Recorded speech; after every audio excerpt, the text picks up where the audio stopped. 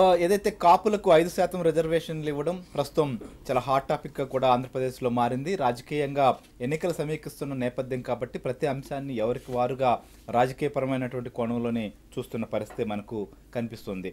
రామకృష్ణ గారు సార్ చూశారు కదా, అంటే ఇందాక మాట్లాడినప్పుడు కూడా ఏదైతే కాపు రిజర్వేషన్ కోసం పోరాడినటువంటి నాయకులు కూడా కొంత అంటే మేము ఇప్పటికే అంతా జరిగిపోయిందనో జరిగిపోతుంది అనేటువంటిది కాదు, మేము ఇంకా ఆలోచిస్తున్నాము గత అనుభవాల దృష్ట్యా అంటూ కూడా వారు అభిప్రాయం వ్యక్తం చేస్తున్నారు. సో ఎలా వారిలో నమ్మకం కలిగిస్తారంటారు? సార్ ఇప్పుడు ఒకటి సార్, ఆ రోజు అసెంబ్లీలో తీర్మానం చేసి పంపించిన తర్వాత ఆనాడు ముద్రగడ పద్మనాభం గారు కూడా హర్షించారు. చంద్రబాబు గారి యొక్క చిత్తశుద్ధిని నేను స్వాగతిస్తున్నాను అని చెప్పి కూడా చెప్పారు. వారి చిత్తశుద్ధిని నేను ముందు అర్థం చేసుకున్నాను అని చెప్పి కూడా చెప్పారు ఆ రోజు. అది ఒకటి. రెండోది, మేము కోరుకున్నటువంటి రిజర్వేషన్స్ కూడా ఇవే.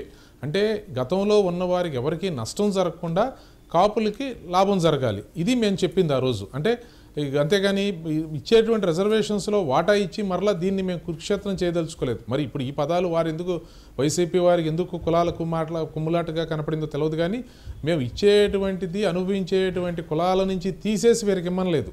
అది కాకుండా వీరికి ప్రత్యేకంగా ఇవ్వాలని కోరాం.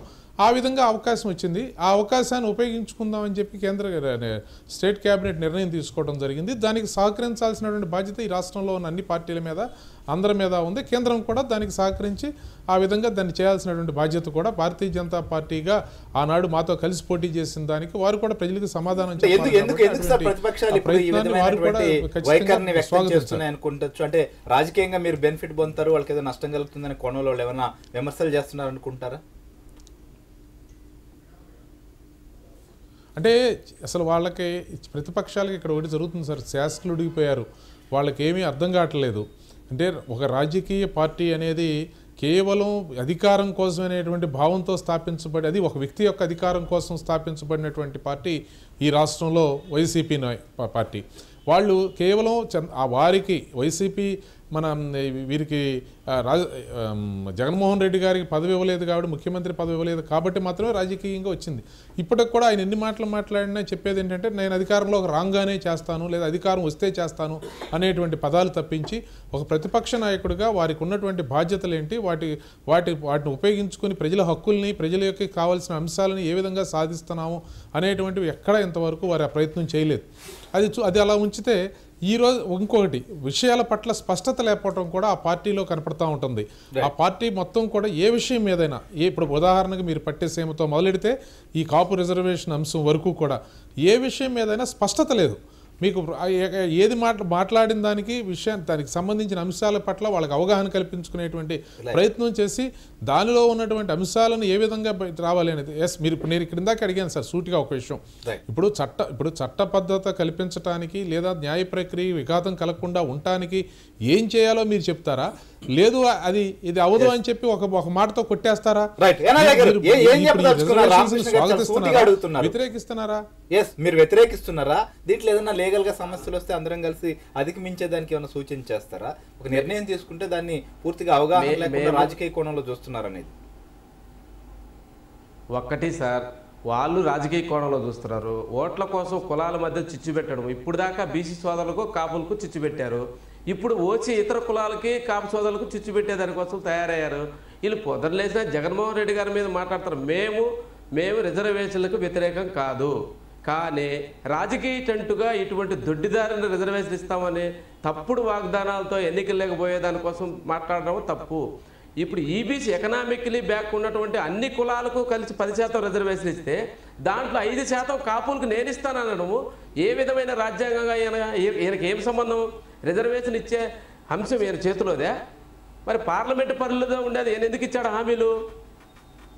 ఎస్సీలో చేర్చేది ఈయన పరిధిదే, ఎస్టీలో చేర్చేది ఈయన పరిధే, బీసీలో చేర్చేది ఈయన పరిధే, ఈబీసీ ఎకనామిక్లకు రిజర్వేషన్ ఇచ్చేది ఈయన పరిధే, పార్లమెంటు పరిధి. పార్లమెంట్లో చర్చ జరిగేటప్పుడు నిద్రపోయి కళ్ళు మూసుకొని నీ పార్లమెంటు సభ్యులు, మీ రాజ్యసభ సభ్యులు, మీ పార్టీకి చెందినటువంటి నీ కూటమిలో ఉన్నటువంటి వాళ్ళ నిద్రపోయి ఈ రోజు వచ్చి నేను 5% కాపులకు పంచుతానంటే కాపులకు మిగిలిన కులాలకు రెచ్చబెట్టడం తప్ప ఒక 2 నెలలు ఎన్నికలు పెట్టుకొని అక్కడ మోడీ గారు కూడా ఎన్నికలటంటే ఆయన కూడా ఇది కూడా నిలబడదు. ఎకనామిక్లీ 50% ఇంద్రసాని సుప్రీంకోర్టు రిజర్వేషన్ దాటి నిలబడడమే కష్టం. దాంట్లో ఈయన పంచుతానడం ఇది ఇంకొక తప్పు. ఈ రాజకీయ టెంట్ల కోసం మీరు తప్పుడు వాగ్దానాలు ఇచ్చి కులాల మధ్య చిచ్చు పెడుతూ మధ్యలో జగన్మోహన్ రెడ్డి గారు ఎప్పుడైనా రిజర్వేషన్ కాపులకి ఇవ్వడం నేరం అన్నాడా? వద్దన్నాడా? రిజర్వేషన్ ఇతరులకి ఇవ్వద్దన్నాడా? మీరు చిత్తశుద్ధితో చేయండి. మా పరిధిలో లేనిది ఈ రాష్ట్రంలో 25 మంది పార్లమెంటు సభ్యులు 545 మంది పార్లమెంటు సభ్యులకు తీసుకోవాల్సినటువంటి నిర్ణయాన్ని మా 25 మంది పార్లమెంట్లు మా చేతిలో పరిధి కాదు. ఇది పార్లమెంటు కేంద్రం ఇవ్వాల్సినటువంటి రిజర్వేషను, వారు మాత్రమే చేయగలిగేది అనేటువంటి స్పష్టంగా చెప్పాడు. మేము రిజర్వేషన్లకు వ్యతిరేకం కాదు, కాకపోతే ప్రతి కులానికి కూడా కార్పొరేషన్ పెట్టి ఆర్థికంగా విద్యాపరంగా పూర్తి ఎల్కేజీ నుంచి పీజీ వరకు పూర్తి విద్యను అదేవిధంగా ఆర్థిక సపోర్ట్ చేస్తాము, అన్ని రకాలుగా డెవలప్ చేస్తాము.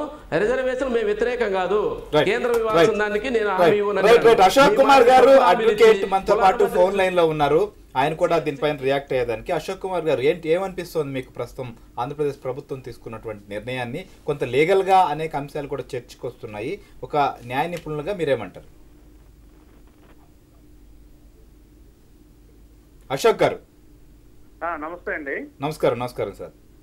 సో ఏపీ ప్రభుత్వం తీసుకున్న నిర్ణయం పైన లీగల్ గా నిలబడదా అనేటువంటి ఒక భిన్నమైన వాదనలు కూడా వినిపిస్తున్నాయి. కేంద్రం ఇచ్చిన ఒక వెసులుబాటుని రాష్ట్ర ప్రభుత్వం గతంలో అధికారంలోకి రాకముందు ఇచ్చిన హామీని నెరవేర్చే ప్రక్రియలో ఇవాళ చేసింది అనేది వాదన.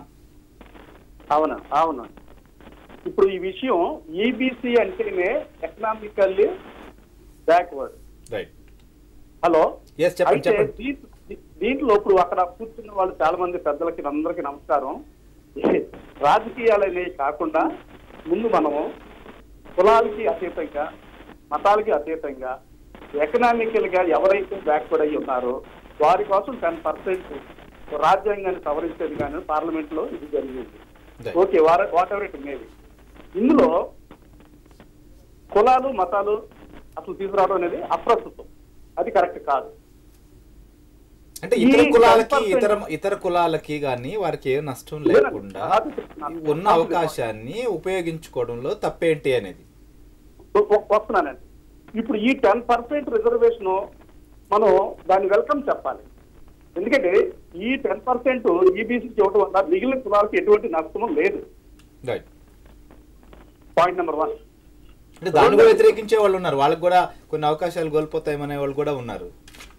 లేదండి, అది జరగదండి, అదొక వాదన. ఎందుకంటే ఈ 10% అనేది ఆల్రెడీ 50% వరకు మనకు సుప్రీంకోర్టు ఆల్రెడీ చెప్పింది. పార్లమెంట్ లో చట్టం చేసి తీసుకొచ్చారు కాబట్టి మిగిలిన వాళ్ళకి ఇది అఫెక్ట్ అయ్యే అవకాశం లేనే లేదు. నెంబర్ 2, తర్వాత ఇప్పుడు రాష్ట్ర ప్రభుత్వం అనేది ఇప్పుడు కొత్త ఇష్యూ ఒకటి తీసుకొస్తున్నారు. కాపులకి ఇందులో 5% రిజర్వేషన్ ఇవ్వాలని. యాజ్ ఎ లీగల్ ఎక్స్పర్ట్ గా నేను చెప్పేది ఏంటంటే దిస్ ఈస్ నాట్ మెయింటైనబుల్. కోర్టులో ఇది నిలబడదు. ఈ దీంట్లో రాజకీయాలు వాళ్ళ రాజకీయాల కోసం కాపుల యొక్క అభిమానాన్ని చూరగొనాలని చెప్పి కొన్ని పార్టీలు ఏదన్నా చేసి ఈ పబ్లిసిటీ ద్వారా వాళ్ళ ఓటు బ్యాంక్ రాబట్టుకుంటే కొన్ని ప్రయత్నాలు చేసుకుంటే అది రాజకీయాలు, అది దాని గురించి ఇక్కడ మనం మాట్లాడకూడదు. ఎవరు హామీ ఇచ్చినా, ఎవరు ఏ నిర్ణయం తీసుకున్నా రాజకీయంగా ముడిపడి లేకుండా, రాజకీయ ప్రయోజనాలు లేకుండా భారతదేశంలో గానీ లేదా ఏ రాష్ట్రంలో గానీ జరుగుతున్నాయి అనుకుంటున్నామా మనం? జరిగే ప్రయోజనాలు ఉండాలండి, కానీ ఏమవుతుందంటే దానికి లిమిట్స్ ఉంటాయి. ప్రతిదీ రాజకీయమే చేస్తే ఏముందంటే ఆ వ్యవస్థలో సర్వనాశనం అయిపోతుంది. జరుగుతుంది కూడా అదే. కనుక ప్రతిదాన్ని రాజకీయానికి ముందు పెట్టుకునేది కరెక్ట్ కాదు. ఈబీసీలో చాలా మంది, ఎంతో మంది కటిక పేదలకు అనుభవిస్తున్నారు, నిరుపేదలు ఉన్నారు. కూర్చున్న వాళ్ళకి చిన్న రిక్వెస్ట్ ఏంటంటే ఇప్పుడు మా ప్రభుత్వం మనకి పార్లమెంట్ లో చేసిన చట్టంలో ఏముంది, 8 లక్షల వరకు 5 ఎకరాల పొలం ఉన్న వాళ్ళు ఈ కింద దిగువ భాగం ఎవరైతే ఉన్నారో వాళ్ళు ఈబీసీ కేటగిరీ కింద తీసుకొచ్చారు. అది రాష్ట్రానికి సంబంధించి వాళ్ళకి ఫ్రీ హ్యాండ్ ఇచ్చారు. వాళ్ళు ఎంత డిసైడ్ చేస్తారు, ఎంతవరకు దాన్ని కటాఫ్ పెడతారు అన్నది అది రాష్ట్ర ప్రభుత్వాలు ఆయా ప్రాంతాల మీద ఆధారపడి ఉంటుంది, వాళ్ళు తీసుకున్న నిర్ణయం మీద ఆధారపడి ఉంటుంది. దాంట్లో భాగంగానే ఇప్పుడు చేసామనేది. ఈ 10% లో కాపులకి వెళ్ళతే ఇవన్నీ కూడా మనం చర్చించుకోవాలి. తీసుకుంటే ఐక్యూ పుట్టదే తప్ప రేపు పొద్దున కోర్టు నిలబడే ఇష్యూ కాదండి. రైట్ అశోక్ కుమార్ గారు, థ్యాంక్ యూ మీ అభిప్రాయం చెప్పిన దానికి కూడా. ఎస్ రామకృష్ణ గారు అంటే ఇక్కడ అంటే ఇందాక సరే లీగల్ అభిప్రాయం అనేది ఒకటి వారి వాదన వినిపించారు. అయితే ఇందాక యానాదయ్య గారు మాట్లాడుతూ ఇది ఖచ్చితంగా కులాల మధ్య చిచ్చు పెట్టే అంశమే, దాంట్లో డౌట్ ఏముంది అనేది కూడా ఆయన వాదన. సో రాజకీయంగా పార్లమెంట్ లో డిస్కషన్కి వచ్చినప్పుడు అక్కడ ఏమి ఇలాంటి అంశాలు ప్రస్తావించలేదు కదా అనేది మరొక ఇష్యూ. ఇప్పుడు ఒకటి సార్, ఇప్పుడు నేను న్యాయవాదిగా ఉన్నాను. అయితే ఇక్కడ దీనిలో ఏంటంటే అసలు ఆ మాటకు వస్తే రిజర్వేషన్స్ ఎంత శాతం ఉండాలి అనేది ఎక్కడ కూడా రాజ్యాంగంలో పొందుపరచబడలేదు. అయితే సుప్రీంకోర్టు ఇచ్చినటువంటి దీని ప్రకారం 50% మించకూడదు అనేది మాత్రమే వచ్చింది. దాన్ని కాన్స్టిట్యూషనల్ అమెండ్ చేసుకుంటూ వస్తున్నారు. మరి అలా వస్తే అసలు ఆ మాటకు వస్తే మరి సుప్రీంకోర్టు చెప్పినటువంటిది 10% కూడా చెల్లుబాటు అవుతుందా? మరి అది కూడా ఆలోచించాలి. సుప్రీంకోర్టు చెప్పిన దానికి అంటే కాన్స్టిట్యూషనల్ అమెండ్మెంట్ చేసినాం కదా సార్.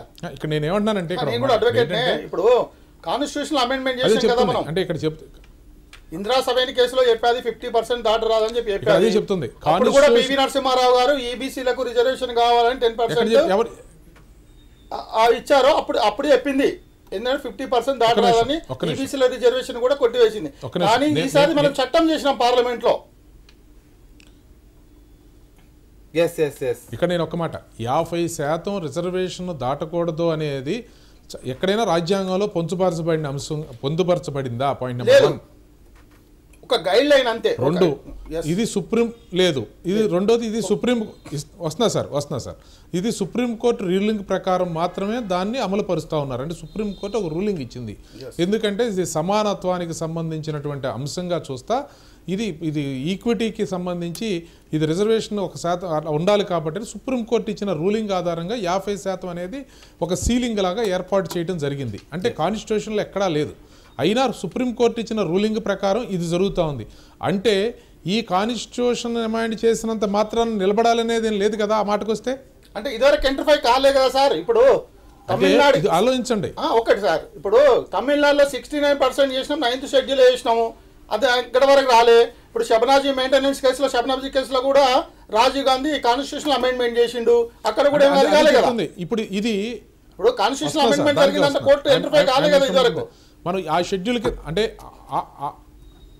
ఆ షెడ్యూల్ కింద దీన్ని పెట్టారా? ఏ షెడ్యూల్ కాదు కదా. అంటే నేను అనేది ఇక లీగాలిటీకి వెళ్తే చాలా అంశాలు మళ్ళీ వస్తాయి ప్రస్తావనకి. నేను అనేది ఇప్పుడు షెడ్యూల్ కింద పెడితే అప్పుడు దాన్ని అది కోర్టుకి వెళ్ళడానికి వీల్లేదు కాబట్టి ఆ షెడ్యూల్ని టచ్ చేయడానికి వీల్లేదు కాబట్టి ఆ షెడ్యూల్ కింద పెట్టమంటారు. అంటే ఏ కోర్టు పరిధిలోకి అది రాదు కాబట్టి ఆ షెడ్యూల్. కానీ ఈ 10% రిజర్వేషన్స్ ఆ షెడ్యూల్ కింద పెట్టలేదు కదా. కాన్స్టిట్యూషన్ అమెండ్ చేశారు. రామకృష్ణ గారు లైన్ లోనే ఉండండి. మాజీ అడ్వకేట్ జనరల్ రామకృష్ణారెడ్డి గారు కూడా మనతో పాటు ఫోన్ లైన్ లోకి వచ్చారు. రామకృష్ణారెడ్డి గారు నమస్కారం సార్. చెప్పండి సార్. ఏదైతే 10% ఈబీసీ రిజర్వేషన్లు ఉన్నాయో ఇటీవలే ఇచ్చినటువంటి అంశం మనకు తెలిసింది. ఆంధ్రప్రదేశ్ ప్రభుత్వం అందులో కాపులకు అంటే గతంలో వాళ్ళకి రిజర్వేషన్లు కూడా ఇస్తామన్నారు, 5% కేటాయించాలనేటువంటిది కూడా నిన్న తీర్మానం చేశారు. సో దీనిపైన లీగల్ గా భిన్న అభిప్రాయాలు వస్తున్నాయి. మీకున్న అనుభవం ప్రకారం ఏమవుతుంది? ఇప్పుడు అట్లా 5% పలానా కమ్యూనిటీకి ఇస్తామనడం సరిగా. ఎందుకంటే ఇది కాన్స్టిట్యూషన్ లోపల ఇప్పుడు 103 కాన్స్టిట్యూషన్ అమెండ్మెంట్ లో ఏమంటారంటే అడ్వాన్స్డ్ ఇప్పుడు ఎనీ ఎకనామికలీ వీకర్ సెక్షన్స్ వాళ్లకు ఇవ్వాలని ఉంటుంది. Any economically weaker sections Brahmans కావచ్చు, కాపూస్ కావచ్చు, రెడ్డిస్ కావచ్చు, కమ్మాస్ కావచ్చు, ఇంకేదైనా కులం కావచ్చు, వాళ్ళు బ్యాక్వర్డ్ క్లాసులు లిస్టు లేని వాళ్ళు. ఇదివరకు ఇప్పుడు బ్యాక్వర్డ్ క్లాసెస్ లో మన దగ్గర ఏ కులాలు ఉన్నాయో వాళ్ళు కాకుండా మిగతా ఓసీ కమ్యూనిటీలో వచ్చేటువంటి కులాలకు వాళ్ళు బ్యాక్వర్డ్ క్లాస్ అంటే ఎకనామికలీ బ్యాక్వర్డ్ క్లాస్ అంటే వాళ్ళ ఇన్కమ్ స్టేటస్ మొదలు నోటిఫై చేయాలి.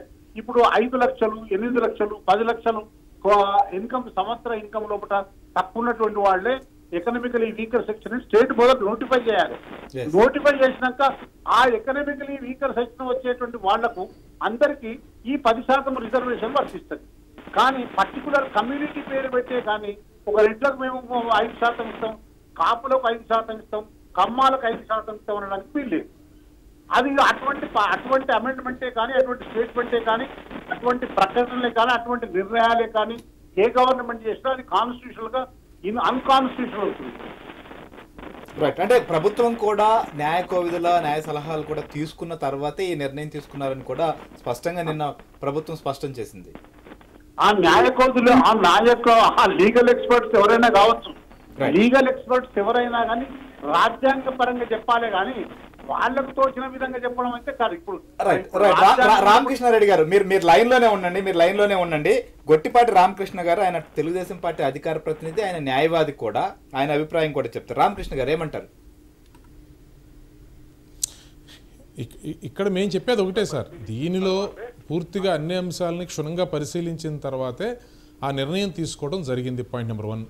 2, దీనిలో తెలుగుదేశం ప్రభుత్వానికి ఉన్నటువంటి చిత్తశుద్ధిని మాత్రమే చూడండి తప్పించి కోడిగుడ్డు మీద ఉన్నటువంటి ఈకలు లాగేటువంటి ప్రయత్నం దయచేసి చేయొద్దని మాత్రం చెప్పదలిచాను. ఎందుకంటే విభిన్నమైనటువంటి వైసీపీ పక్షాలు కానివ్వండి, లేదంటే ఆ రోజు హామీ ఇచ్చిన భారతీయ జనతా పార్టీ కానీ కనీస బాధ్యత తీసుకోకుండా వారు మాట్లాడేటువంటి మాటల సబబు కాదని చెప్తున్నాను. ఈనాడైనా ఆనాడైనా మేము ఇచ్చిన దాన్ని నిలబెట్టుకునేటువంటి ప్రయత్నం చేస్తూ ఉన్నాం.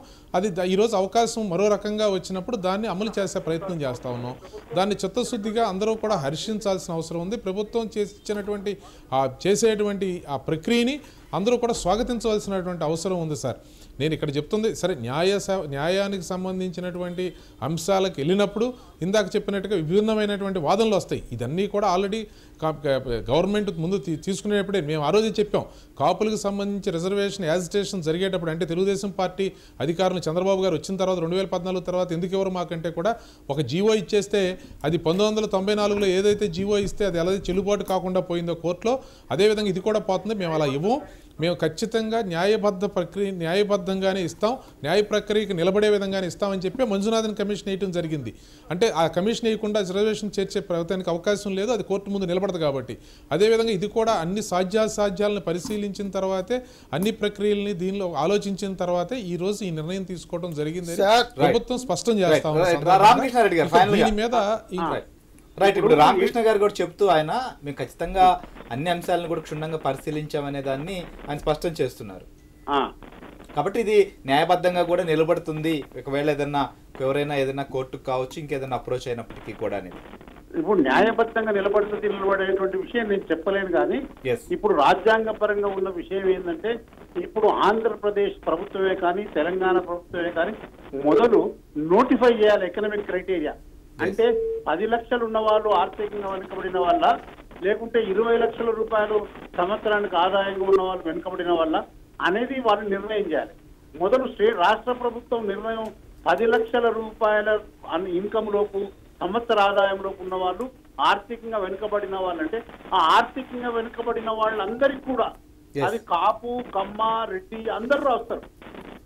అందులో ఒకవేళ కాపులు ఇంకా పూర్తిగా చాలా మంది వెనుకబడిన వాళ్ళు ఉంటే వాళ్ళు 5% రావచ్చు, 6% రావచ్చు, 7% రావచ్చు, అది చెప్పలేదు.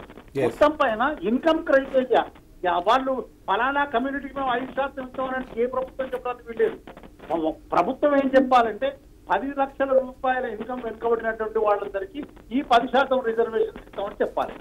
అందులో కాపులు ఎక్కువ % రావచ్చు, కమ్మ వాళ్ళు ఎక్కువ % రావచ్చు, రెడ్డి కమ్యూనిటీ వాళ్ళు ఎక్కువ % రావచ్చు. కనుక కులం పేరు మీద విభజించి చెప్పడానికి వీళ్ళు. రైట్. థ్యాంక్ యూ సార్, మీ అభిప్రాయం చెప్పిన దానికి.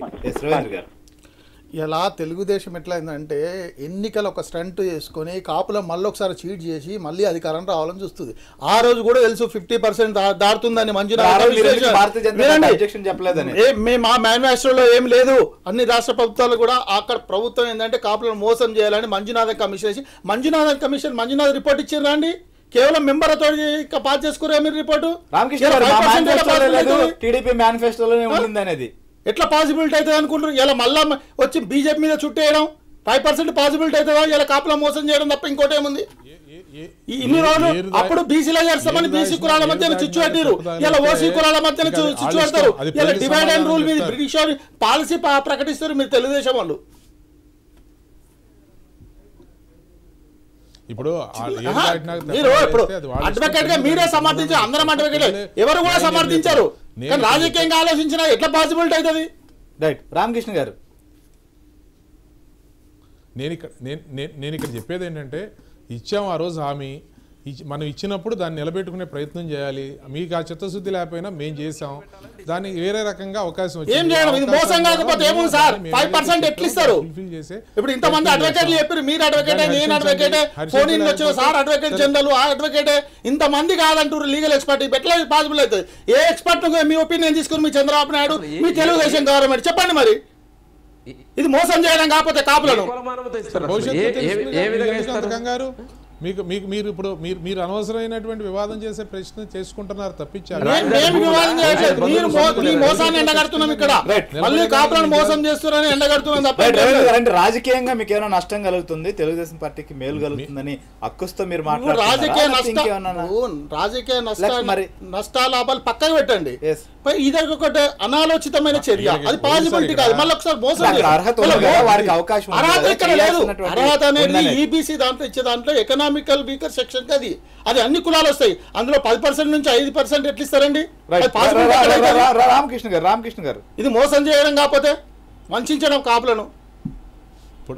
ఇప్పుడు ఇక్కడ ఒకటి సార్, వాళ్ళు చెప్పేది భారతీయ జనతా పార్టీకి ఇక్కడేం లేదు కదా, ఓట్లు లేవు, సీట్లు లేవు, వాళ్ళ అక్కస్ అంతా దీనికోసం కాదు. ఇక్కడ ఏదైనా వైసీపీ ఓడిపోతుందేమో భయంతో ఓట్లు సీట్లు ఉన్నాయి కదా సార్. ఈ దేశాన్ని పరిపాలిస్తున్నాం, 20 రాష్ట్రాల అధికారంలో వచ్చేసారి మీ అడ్రస్ గల్లంత అది గుర్తు పెట్టుకోండి. మరి జాతీయ పార్టీ దేశాన్ని పరిపాలిస్తున్నాం, 20 రాష్ట్రాల్లో అధికారంలో చెప్తానే ఉన్నారు. అందరూ అడ్రస్లు గల్లంత అయిపోయినాయి సార్. అలా చెప్పిన అది అసలు తెలుగుదేశం పార్టీ తంతే బంగాళాఖాతంలో పరిస్థితి ఏమైందో తెలంగాణకు అర్థం కాలేదా? ఒకసారి మొత్తం తెలంగాణకు మీ పరిస్థితి ఏమైందో తెలియదా? రైట్ అదే చెప్పేది సార్. నా కన్ను పోతే పోయింది, మీ కన్ను 2 కళ్ళు పోవాలనుకునేటువంటి సీట్లతో ఉన్నాం.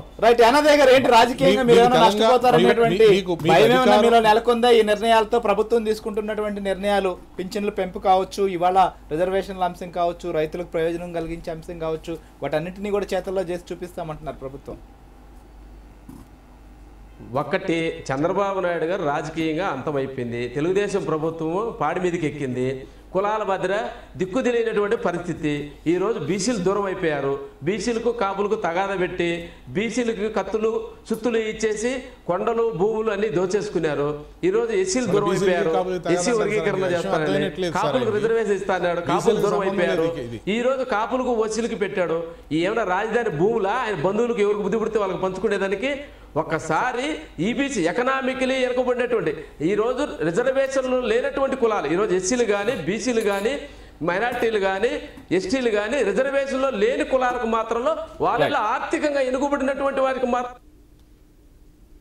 రైట్ రైట్ రామకృష్ణ గారు, ఫైనల్ గా రామకృష్ణ గారు సార్, ఇప్పుడు వాళ్ళు దీని బీసీలకి ఈ రిజర్వేషన్కి సంబంధం లేదు ఒకటి. రెండోది వాళ్ళు చెప్పేది ఏంటంటే వాళ్ళు పనిని ఎట్లా చేయాలని కాకుండా పనిని ఎట్లా చెడగొట్టాలని ఆలోచించే వారికి మనం ఏం చెప్పలేము సార్. వాళ్ళు చెడగొట్టాలని చేసే ప్రయత్నం, ఆ ప్రయత్నాన్ని వాళ్ళు చెడగొట్టే ప్రయత్నం చేస్తా ఉన్నారు. ఆ చేసే ప్రయత్నానికి దన్ను కాస్తా ఉన్నారు బీజేపీ వాడు. వీళ్ళిద్దరూ కలిసి రాష్ట్రానికి ఏమీ రాకూడదు, రాష్ట్రంలో ఏమీ జరగకూడదు, రాష్ట్రంలో ఎవరు బాగుపడకూడదు అనేటువంటి దానికి వీళ్ళు కట్టుబడి ఉన్నారు. కాబట్టి ఇక వాళ్ళకి మనం చెప్పేది ఏం కాదు సార్. ఏమైనా ఖచ్చితంగా ప్రజలు అంతిమ న్యాయ నిర్ణేతలు మేము చేసినటువంటి పనిని, నిర్ణయాలని చిత్తశుద్ధితో మేము అమలు పరిచేదానికి చేసేటువంటి కృషిని ఖచ్చితంగా శ్లాఘిస్తారు, భవిష్యత్తులో ఆహ్వానిస్తారు. రైట్. ఇది ఏదైతే ఆంధ్రప్రదేశ్ ప్రభుత్వం తీసుకున్నటువంటి నిర్ణయం పైన ఏదైతే కాపులకు సంబంధించి 5% కూడా అవకాశం కల్పిస్తామన్న దానిపైన కూడా వ్యక్తమవుతున్నటువంటి అభిప్రాయం. భవిష్యత్తులో ఎలాంటి పరిణామాలు ఉంటాయో కూడా చూడాలి. ఇది ఇవాళ డిబేట్లో పాల్గొన్న ప్రతి ఒక్కరికి కృతజ్ఞతలు. స్టేట్